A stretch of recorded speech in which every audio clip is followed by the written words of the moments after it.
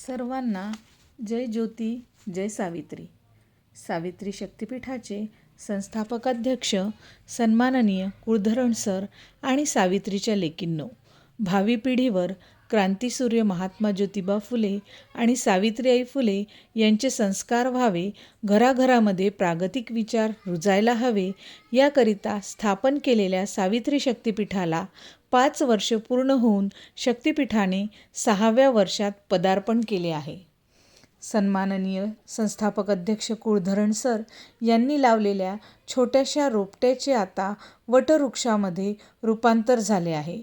सुमारे 25,000 महिला या शक्तिपीठामध्ये गाव, जिल्हा, राज्य, देश-विदेश पातळीवर कार्यरत आहे आणि शक्तिपीठाच्या विस्ताराचा उद्देश लक्षात घेऊनच सावित्री शक्तिपीठाची टीम सोमवार दिनांक 6 मे 2024 रोजी सन्माननीय संस्थापक अध्यक्ष कुळधरण सर यांच्या मार्गदर्शनाखाली आणि राज्याध्यक्षा सौ अपूर्वाताई सोनार यांच्या नेतृत्वात दुपारी 3:30 वाजता अमरावती जिल्ह्यातील अंजनगाव जवळील पथरोट येथे पोहोचली.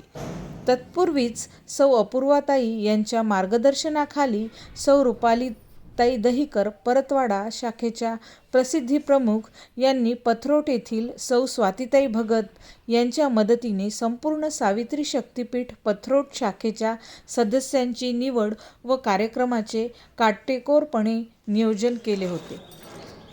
सोमवार दिनांक 6 मे 2024 रोजी ठीक 4 वाजता जयसिंग महाराजांच्या मंदिरामध्ये शाखेच्या स्थापनेचा कार्यक्रम आयोजित केला होता.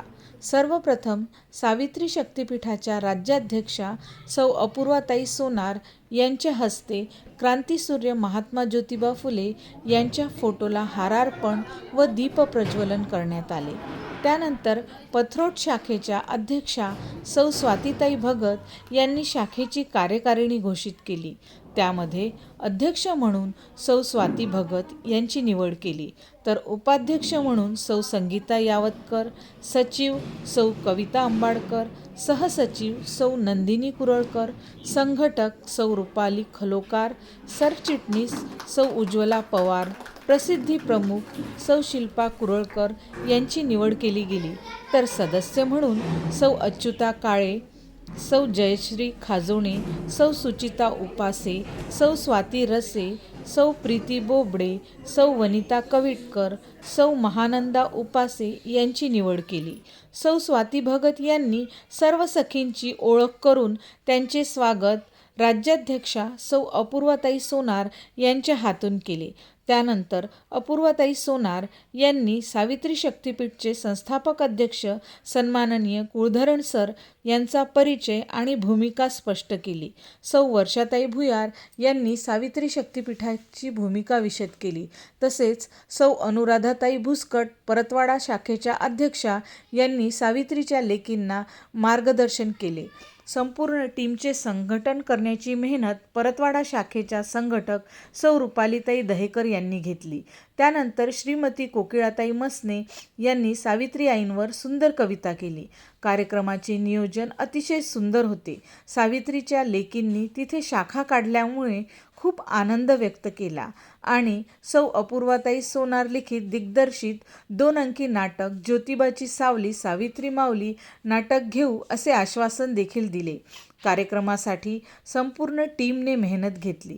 कार्यक्रमाचे संचालन सौ स्वातीताई भगत यांनी उत्तमरित्या केले आणि आभार सौ नंदिनीताई कुरळकर यांनी केले. सरतेशेवटी कार्यक्रमाची सांगता सावित्री आई आणि ज्योतिराव फुले यांच्या जयघोषाने केली.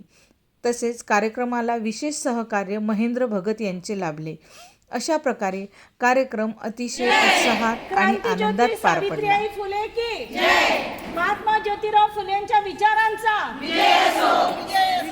सावित्री आईंच्या विचारांचा विजय